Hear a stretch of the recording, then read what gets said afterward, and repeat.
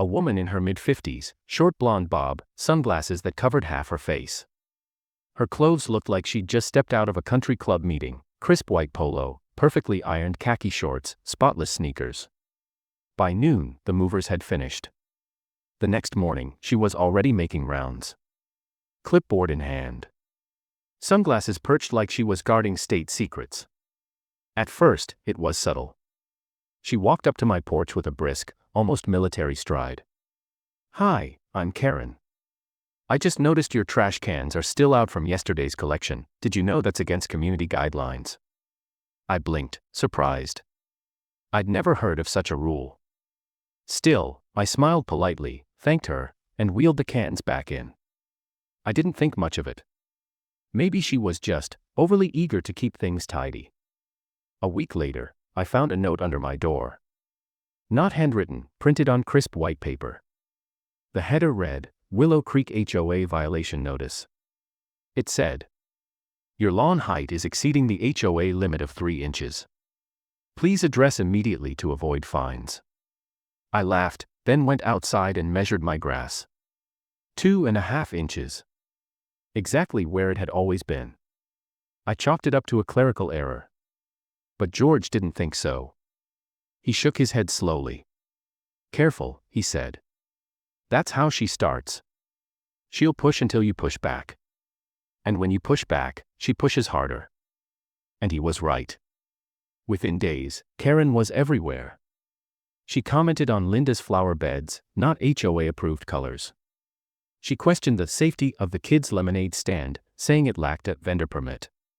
She told the Thompsons their wind chimes were a noise violation because they could be heard from the sidewalk. Nobody wanted trouble, so we all complied.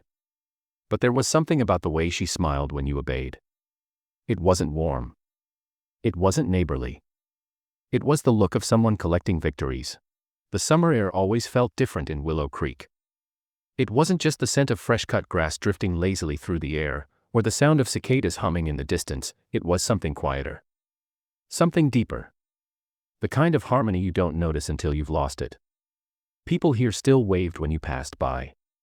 They didn't just nod politely, they slowed their step, smiled, and asked how your day was going.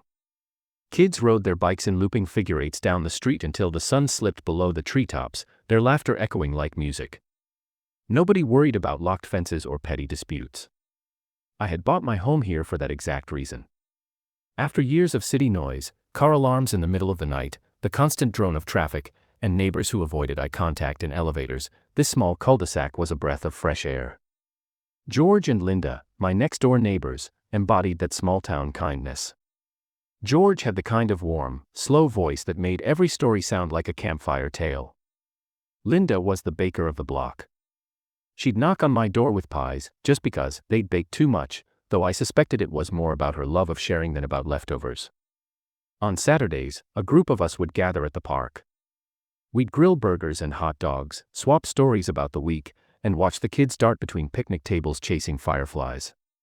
We weren't just neighbors, we were something closer to family. Life was good. Simple. Almost perfect. That was before Karen arrived. Her house was at the corner lot, the first one you saw as you turned onto our street. It had sat empty for almost a year, so when moving trucks pulled up one Tuesday morning, we all peeked from our windows with mild curiosity. Then we saw her, one by one. Little did we know, this was just the opening move in a game none of us had agreed to play.